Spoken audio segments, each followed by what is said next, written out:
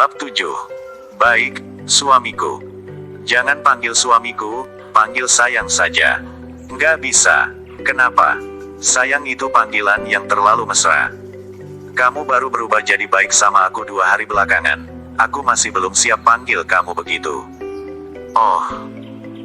Berhubung takut membuat suaminya marah, Wulan pun mengalihkan pembicaraan. Omong-omong, pernah ada seorang peramal yang datang ke rumahku waktu aku masih kecil. Dia bilang, aku bisa jadi istri pejabat ke depannya. Istri pejabat. Suamiku, jangan marah. Ramalan peramal itu pasti nggak tepat, mana mungkin aku bisa jadi istri pejabat. Selama kamu menginginkanku, aku bakal menemanimu seumur hidup. Keesokan dini hari, Hasan dan yang lainnya sudah sampai ke rumah Wira. Setelah menaruh seluruh ember berisi ikan ke atas gerobak, kelima orang itu pun berangkat ke ibu kota provinsi. Sebelum mereka berangkat, Wulan menyerahkan sebuah kantong kain merah kepada Wira. Suamiku, kalau uang menjual ikan gak cukup, gadaikan saja gelang ini. Kalau masih gak cukup, aku bakal cari kakakku. Dia nggak mungkin nggak peduli padaku. Jaga rumah baik-baik, ya. Tunggu aku pulang. Wira memasukkan gelang itu ke dalam sakunya. Setelah merapikan rambut Wulan, dia pun berpamitan dengan Wulan dan berangkat ke ibu kota provinsi. Wulan memegang wajahnya yang tersentuh jari Wira sambil tersipu. Semalam, kedua orang itu masih belum berhubungan. Mereka hanya berpelukan sambil mengobrol. Akan tetapi, dia sangat menyukai sifat suaminya sekarang. Sekarang, Wira sangat lembut, perhatian, dan baik hati. Meskipun mereka tidak berhubungan selamanya, Wulan sudah merasa senang bisa mempunyai suami seperti ini. Danu dan Sony berjalan di depan untuk membawa jalan, sedangkan Hasan berjalan di tengah sambil menarik gerobak. Wira dan Dodi berjalan di paling belakang. Di zaman ini, dunia masih belum aman. Apalagi di malam hari, ada banyak perampok dan bandit yang sering berkeliaran. Jalanannya juga tidak rata dan berlubang. Jika tidak hati-hati, gerobak mereka bisa masuk ke lubang yang dalam. Hasan sudah sering melakukan perjalanan di malam hari. Jadi, perjalanan mereka kali ini juga lancar-lancar saja. Langit berangsur-angsur cerah, kota yang berada di kejauhan pun muncul di hadapan mereka. Saat berjalan, Dodi tiba-tiba berbisik, "Kak Wira, bantu aku ganti nama, dong." Mendengar permintaan Dodi, Wira pun kebingungan. Dodi mengeluh, "Di dusun kita, orang yang namanya Dodi terlalu banyak.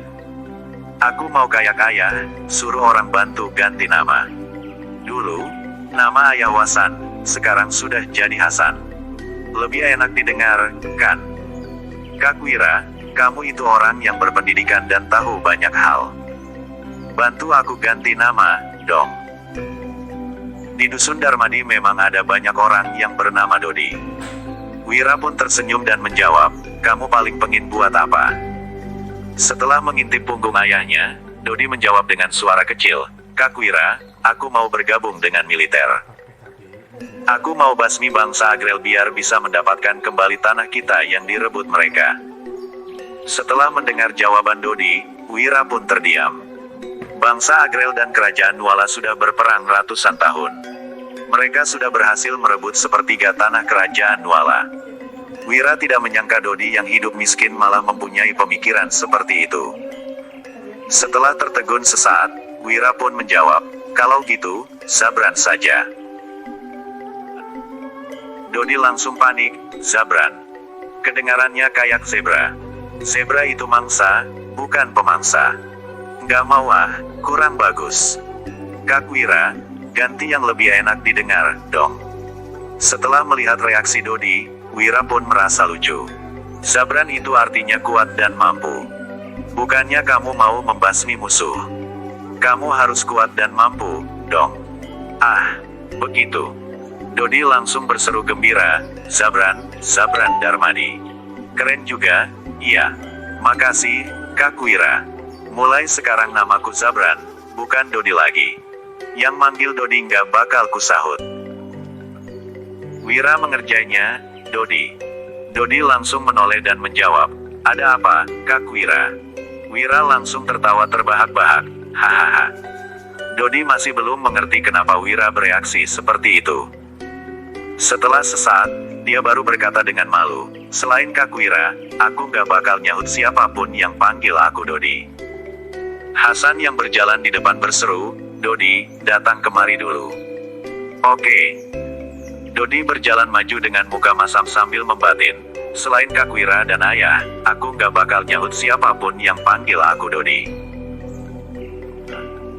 Danu berkata, Dodi, kamu bantu ayah tarik gerobaknya dulu. Aku saja yang temani Kak Wira. Dodi terdiam, lalu berkata dengan kesal, ya sudah, tambah satu orang lagi deh. Danu yang terlihat serius berjalan ke belakang gerobak, lalu berkata dengan malu, Kak Wira, aku juga mau ganti nama. Wira berkata sambil tersenyum, kamu pengen buat apa? Danu berbisik, aku nggak mau masuk militer, tapi aku suka bela diri. Ayah bilang berlatih bela diri itu menghabiskan banyak energi, tubuhku nggak bakal tahan kalau kelaparan. Sementara dulu, kami selalu kurang makan. Jadi, aku nggak bisa latihan dengan baik. Mata Wira langsung berbinar setelah mendengarnya. Kamu pernah berlatih bela diri. Siapa yang ajarin? Kamu bisa sekaligus hadapi berapa orang? Danu menggaruk kepalanya dan berkata dengan malu, ayah pernah ajari beberapa teknik militer. Aku juga cuman pernah mukul Dodi. Kakak yang memukul adiknya mana mungkin pakai kekuatan penuh. Wira pun bercanda, kalau berlatih bela diri, kamu harus berlatih sampai jadi yang paling kuat. Gimana kalau namamu, Satria, saja? Danu langsung terkejut, Kak Wira, aku nggak sanggup terima nama yang artinya sedalam itu. Wira menepuk bahu Danu sambil berkata, percaya saja sama diri sendiri. Tetapkan tujuanmu, lalu berusaha capai tujuan itu. Ini bisa menyemangati dirimu sendiri. Satria Darmadi, Satria, M. Setelah bergumam beberapa kali, Danu pun mengangguk. Semangat juang mulai memenuhi tatapannya. Setelah beberapa saat, Sony juga mendekati Wira sambil menyeringai. Kak Wira, nama Sony biasa banget. Aku juga mau ganti nama. Wira mendengus, arti namamu itu pembawa berkah, mana biasa. Setelah mendengar ucapan Wira, Sony pun menjadi bersemangat. Abis dengar ucapan Kak Wira, aku jadi merasa namaku sudah berbeda. Kayak jadi lebih berkelas. Kak Wira memang berwawasan luas. Makasih. Biasanya, pemilik tubuh sebelumnya selalu naik kereta sapi untuk pergi ke ibu kota provinsi. Dia tidak pernah berjalan sejauh 20 km. Belum sampai setengah jalan, Wira sudah tidak sanggup berjalan lagi. Dia mau tak mau harus duduk di atas gerobak. Namun, Hasan, Danu dan Dodi masih berjalan dengan lincah. Bahkan Sony juga masih terlihat energi. Energi mereka benar-benar di luar jangkauan orang dari era teknologi. Setelah beberapa saat, mereka berlima pun tiba di ibu kota provinsi. Tembok kota mengelilingi sebuah menara yang tingginya sekitar 3 meter. Di atas menara, berdiri para prajurit yang bersenjata. Di luar dan dalam tembok kota, terdapat 2 baris prajurit yang bersenjata dan 2 penjaga yang duduk di balik meja. Danu, Dodi dan Sony memandang ke arah menara dengan wajah terkejut, sedangkan Hasan malah tidak menunjukkan reaksi apapun. Gerobak menjual ikan harus bayar 100 gabak untuk masuk ke kota, kata prajurit penjaga pintu setelah memeriksa gerobak mereka. Wira pun membayar uang dengan terpaksa. Pemilik tubuh sebelumnya sering datang ke ibu kota provinsi. Jadi, dia tahu harus membayar uang masuk apabila mau berjualan di kota. Biaya yang harus dibayar tergantung pada barang apa yang mereka bawa.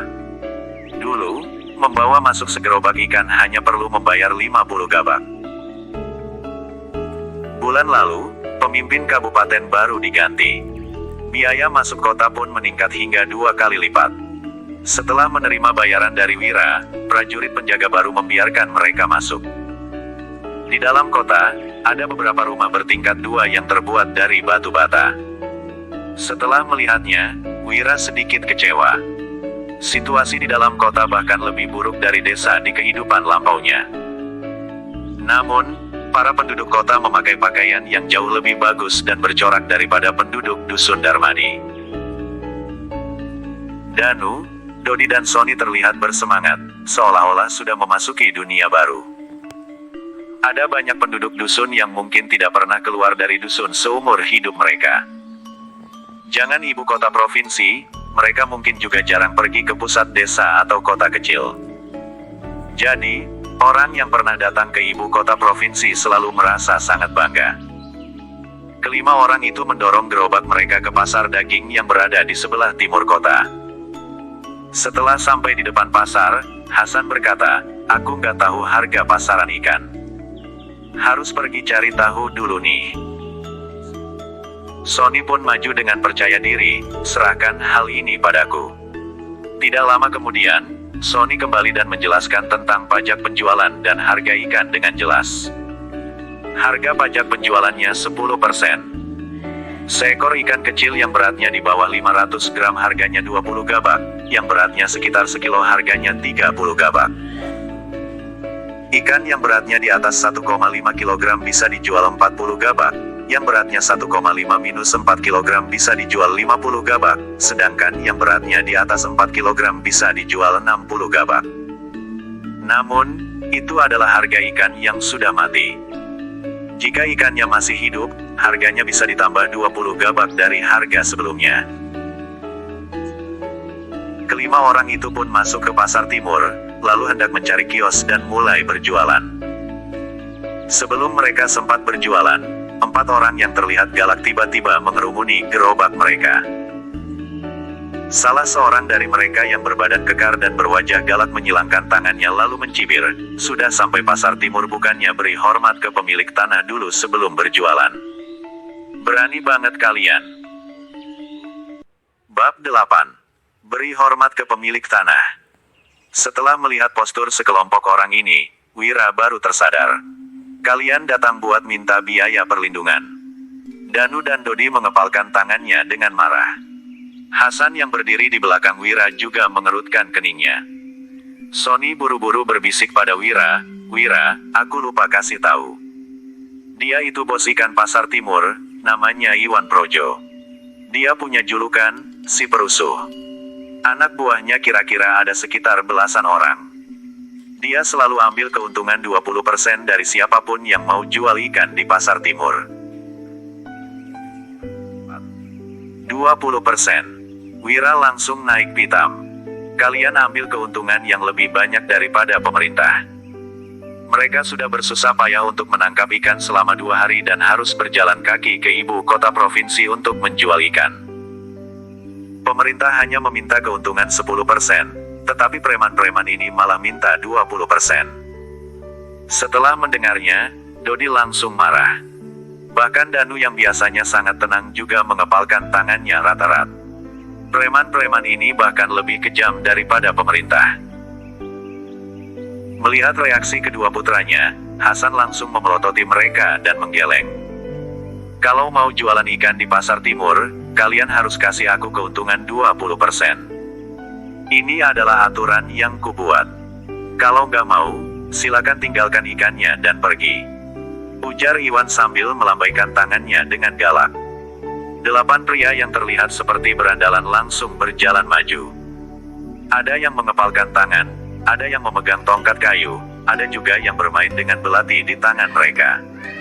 Tatapan mereka semua terlihat sangat garang. Wira mempertimbangkan baik-baik situasinya saat ini. Kelompok Iwan totalnya ada 9 orang. Mereka juga mempunyai senjata dan terlihat seperti preman yang sudah sering berkelahi. Selain Hasan yang merupakan pensiunan tentara, mereka berempat hanyalah petani. Apalagi Wira, dia sama sekali tidak mungkin bisa menang dalam berkelahi. Iwan juga merupakan penguasa lokal pasar timur. Kalau mereka benar-benar berkelahi, dia mungkin bisa mendapatkan bala bantuan. Namun, Wira juga tidak rela menyerahkan 20% keuntungan penjualannya. "Kita juga nggak bakal berpangku tangan kok." Iwan melambaikan tangannya, lalu seorang bawahannya mendekat dengan membawa sebuah timbangan. waktu kalian jual ikan, kami bakal bantu timbang beratnya. Jadi kalian gak perlu terlalu capek membantu, dengus Wira. Wira tahu maksud Iwan. Mereka akan menimbang ikannya dan menyimpan uang lebih dari pembeli. Pembeli yang merasa tertipu akan melapor ke pengadilan daerah. Kemudian, preman-preman ini akan mengatakan bahwa mereka menerima komisi untuk melakukannya. Setuju apa enggak? Aku nggak mau buang-buang waktu sama kalian. Begitu Iwan menjentikkan jarinya, 8 orang preman langsung maju. Danu dan Dodi mengepalkan tinju mereka, tetapi Hasan memelototi mereka dan menggeleng lagi. Akal sehat Wira menyuruhnya untuk tunduk pada sekelompok preman ini, tetapi mulutnya malah berkata, "Aku nggak takut sama kamu." Sony buru-buru membujuk Wira, lalu meminta maaf pada Iwan. "Kak Iwan, jangan marah. Kita semua toh teman. Kami bakal serahkan uangnya. Tapi temanku ini harus bayar utang besar.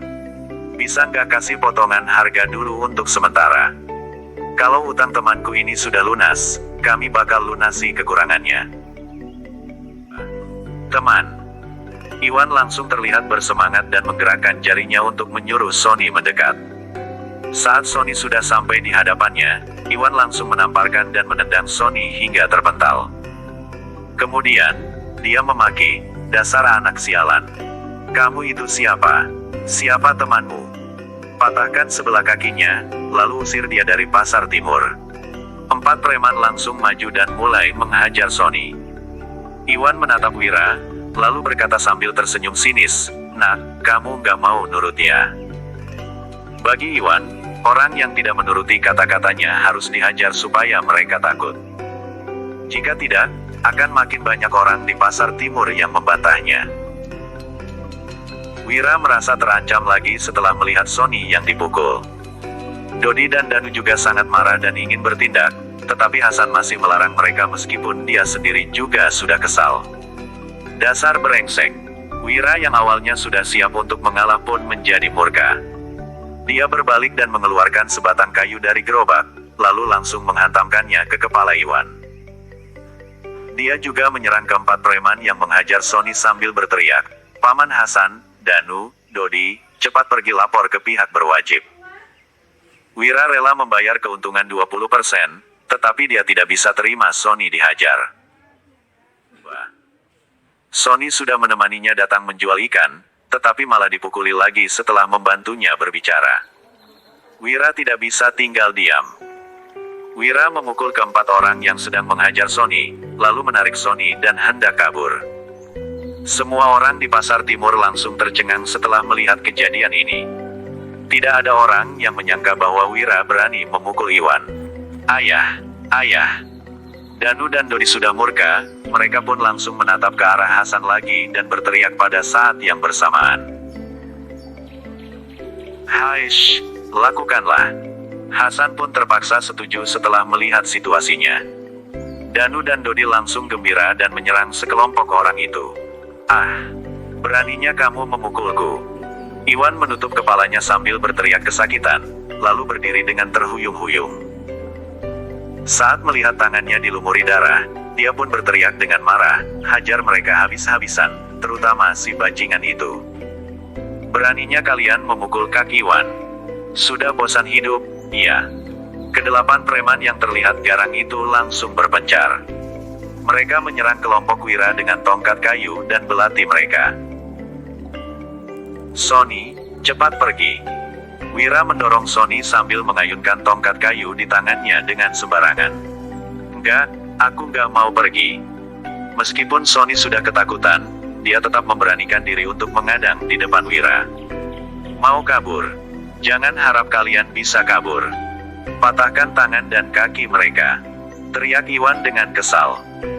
Jika dia tidak memberi pelajaran pada kelima orang ini, tidak ada orang di pasar timur yang akan tunduk padanya lagi. Begitu ke-8 preman itu mau bertindak, Danu dan Dodi langsung menyerbu mereka.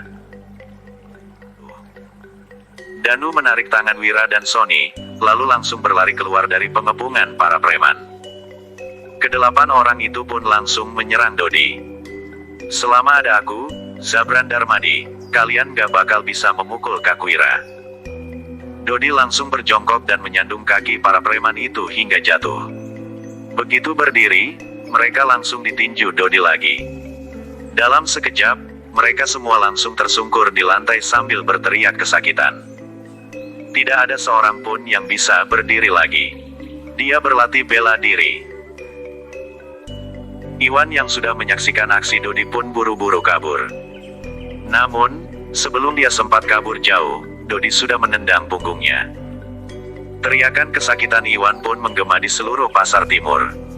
Semua pedagang dan penduduk di pasar timur langsung tercengang. Mereka memandang Dodi dan mengingat nama Sabran Darmadi yang diteriakkannya tadi. Dodi menyeret Iwan ke hadapan Wira, lalu berkata dengan bangga, "Kak Wira, sudah kubilang kalau aku jago berkelahi." Wira membatin, "Aku nggak tahu kalau kamu bisa langsung lawan 10 orang sendirian.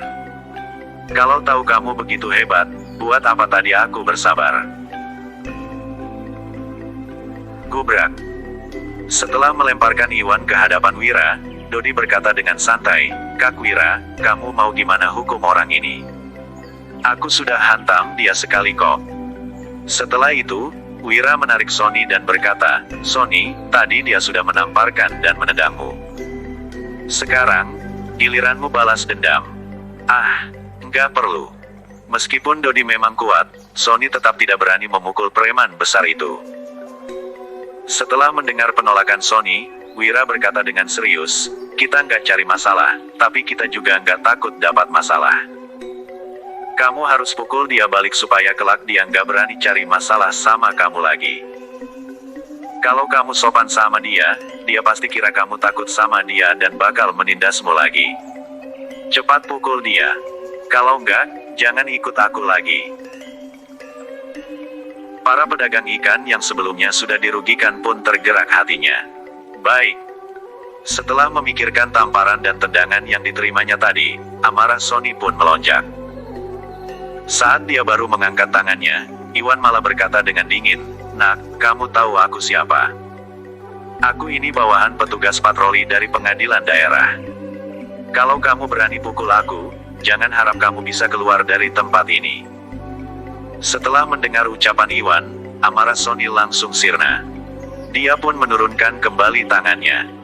Namun, Wira berkata dengan serius, "Pukul saja. Aku bakal lindungi kamu." Masalahnya sudah menjadi seperti ini. Meskipun Sony tidak memukulnya, Iwan juga tidak akan melepaskan mereka. Mereka harus membuat Iwan kehilangan wibawanya agar dia tidak bisa bertindak seenaknya lagi di pasar timur. Wira akan memikirkan konsekuensinya lagi nanti. Setelah melihat tatapan mata Wira yang tegas, Sony pun memberanikan diri untuk menamparkan dan menendang Iwan. Setelah itu, kemuraman dalam hatinya langsung sirna. "Ah!" Iwan berteriak kesakitan sambil meringkuk. Saat melihat Iwan yang diperlakukan seperti itu, ketakutan di dalam mata para pedagang ikan di pasar timur pun berubah menjadi amarah. Patroli sudah datang. Setelah mendengar hal itu, semua orang pun gempar. Bab 9. Seorang pria parubaya berjalan mendekat dari kejauhan. Dia mengenakan topi hitam dan seragam biru yang dipadu dengan rompi merah. Di bagian tengah rompi itu terdapat tulisan, "Patroli." Dia mengenakan sepatu bot, di pinggangnya juga bergantung sebilah golok. Pria itu tidak terlalu tinggi, tetapi juga tidak pendek. Dia terlihat seperti orang cerdik pada umumnya. Namun, kemunculannya langsung membuat seluruh pasar timur menjadi hening. Semua amarah yang terukir di wajah setiap pedagang langsung sirna dan digantikan dengan seulas senyum menyanjung. Pria parubaya itu adalah petugas patroli pasar timur. Namanya Eko Makmur. Status seorang petugas patroli tidak termasuk tinggi di ibu kota provinsi. Akan tetapi, para penduduk juga tidak berani menyinggungnya. Di ibu kota provinsi, jabatan yang berpangkat tinggi adalah patih, pejabat sipil dan jenderal militer. Selebihnya yang tidak berpangkat adalah hakim, patroli, panitera, dan sebagainya. Mereka biasanya disebut pejabat. Meskipun para pejabat ini tidak berpangkat, mereka termasuk bagian pemerintahan dan bergaji tinggi. Posisi mereka biasanya dilanjutkan oleh anak-anak mereka. Setiap pejabat memiliki puluhan bawahan yang membantu mereka menangani tugas dari pemerintah. Para pejabat tidak memberi imbalan kepada anak buah mereka. Jadi, para bawahan ini harus mendapatkan keuntungan sendiri pada saat menjalankan tugas. Keuntungan besar yang didapatkan para bawahan ini harus dibagikan kepada pejabat, sedangkan keuntungan kecil dapat dibagi oleh mereka sendiri. Iwan adalah bawahan Eko.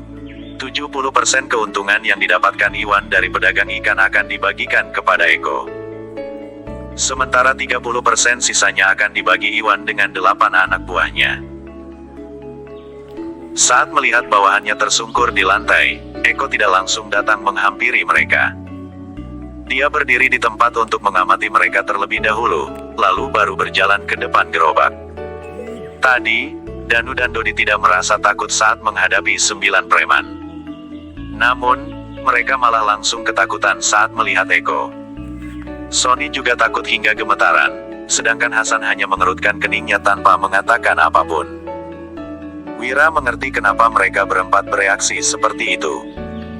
Di mata para penduduk desa, mereka tidak mampu menyinggung hakim, patroli dan pejabat-pejabat kecil lain yang berhubungan dengan kantor pemerintahan daerah.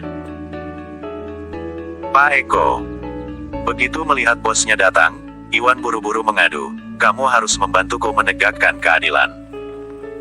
Aku datang ke pasar timur untuk membeli ikan, tapi kelima orang ini malah memukuliku sampai begini.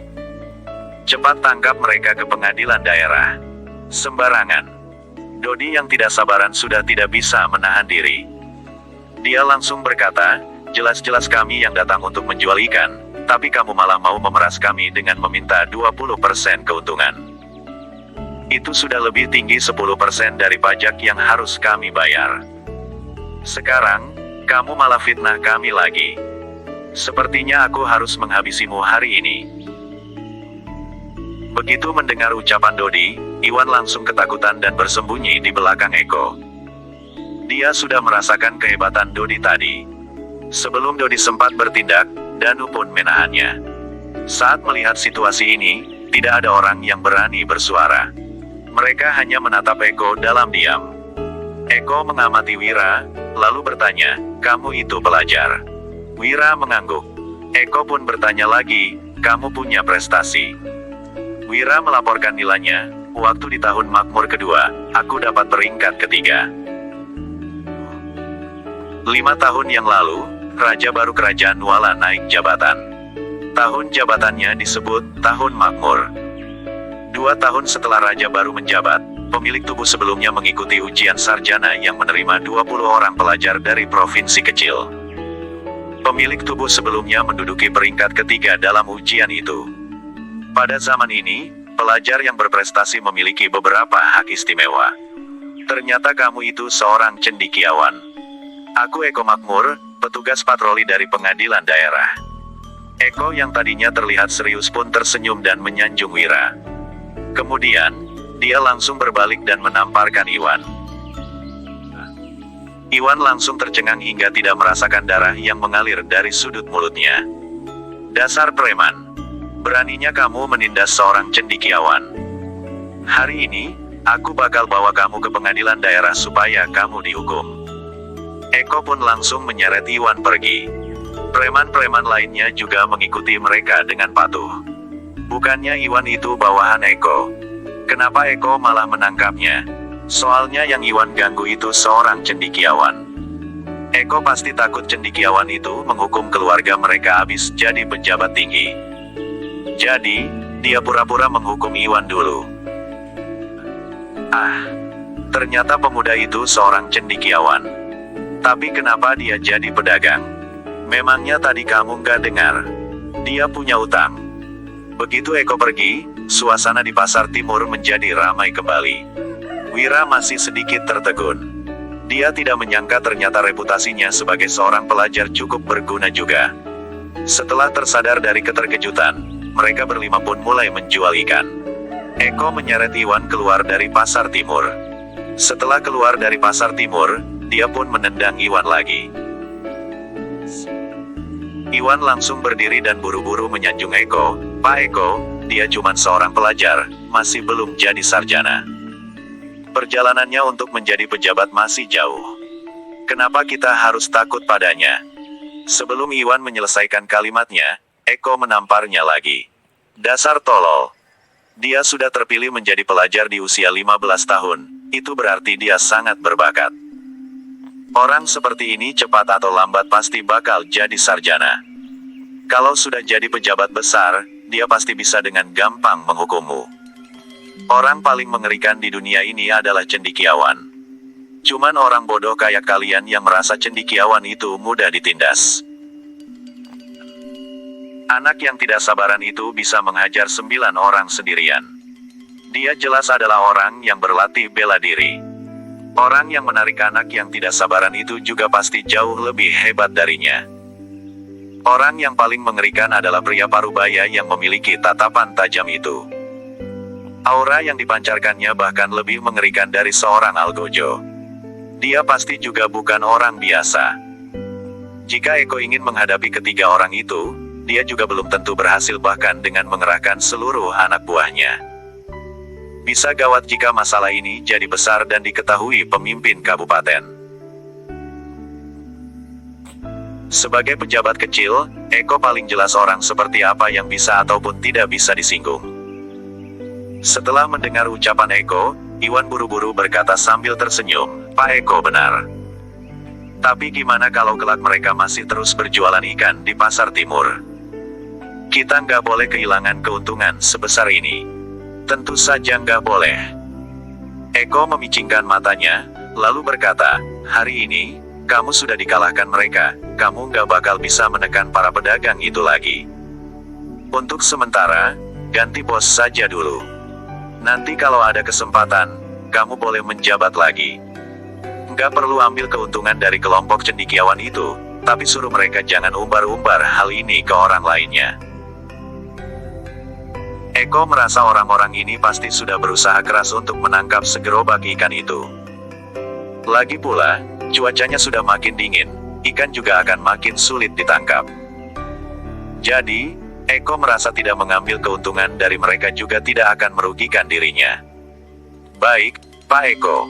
Iwan menunduk dengan tidak rela. Bos yang sudah turun pangkat mana mungkin bisa naik pangkat lagi. Lagi pula, bos pengganti juga tidak begitu mudah dicari. 13.760 gabak. Ikan yang masih hidup sangat mudah dijual. Belum sampai 2 jam, ikan di gerobak mereka hanya tersisa 2 ekor yang besar dan 10 ekor yang kecil. Itu juga merupakan penghasilan bersih yang mereka dapat setelah membayar pajak. Ini adalah pertama kalinya Sony, Danu dan Dodi melihat uang yang begitu banyak dalam hidup mereka. Mata mereka langsung berbinar. Namun, Hasan malah menggeleng sambil mengerutkan keningnya. Jumlah yang kita dapat ini masih belum setengah dari 40.000 gabak. Ketiga orang itu langsung tersadar dan berkata dengan cemas, "Jadi gimana? Kita sudah nggak sempat tangkap ikan lagi. Hari ini hari terakhir bayar utang." Wira juga tersenyum masam. Dia awalnya mengira penjualan ikan yang masih hidup paling tidak bisa menghasilkan 20-30 ribu gabak. Alhasil, harga penjualan di kerajaan Nuala masih belum mencapai harapannya. Cuman bisa pinjam uang dulu. Hasan menghela napas, lalu berkata, "Aku masih punya 3.000 gabak. Kalau kita pinjam sama para kerabat, seharusnya bisa terkumpul 10.000 gabak." Penduduk desa sangat miskin, tidak banyak orang yang bisa mengumpulkan 3.000 gabak. Sony berkata sambil menggertakkan giginya, "Coba aku cari Kak Surya buat pinjam uang. Sekarang, kita sudah punya teknik rahasia tangkap ikan. Biarpun kita nggak kasih tahu mereka caranya, asalkan kita bisa menjanjikan sedikit keuntungan, dia mungkin bisa pinjamin sekitar 5,000 sampai 6,000 gabak. Dengan begitu juga masih kurang 10.000 gabak." Danu menatap Wira dan berkata, "Kak Wira, gadai saja gelang kakak ipar. Kita sudah punya teknik rahasia tangkap ikan. Kita bisa dapatkan kembali gelangnya dalam beberapa hari dengan membayar tambahan sedikit bunga. Nggak perlu, aku masih punya cara lain." Wira menggeleng, lalu lanjut berkata, sekarang, kalian ke pasar selatan dan beli barang-barang yang kusuruh kalian beli pakai uang ini.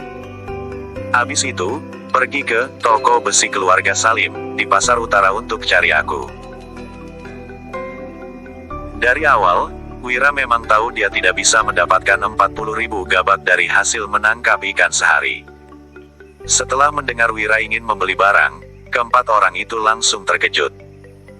Sony berkata dengan bingung, Paman Hasan, lihat. Uang membayar utang sudah nggak cukup, tapi Wira malah mau belanja lagi. Apalagi semua yang dia suruh beli itu makanan, pakaian dan barang sekunder lain yang nggak penting. Dia mulai boros lagi. Ucapan Sony membuat Dodi marah. Sony, dasar nggak punya hati nurani. Kak Wira sudah membelikanmu dan kakak pakaian dan sepatu, tapi kamu malah mengatainya.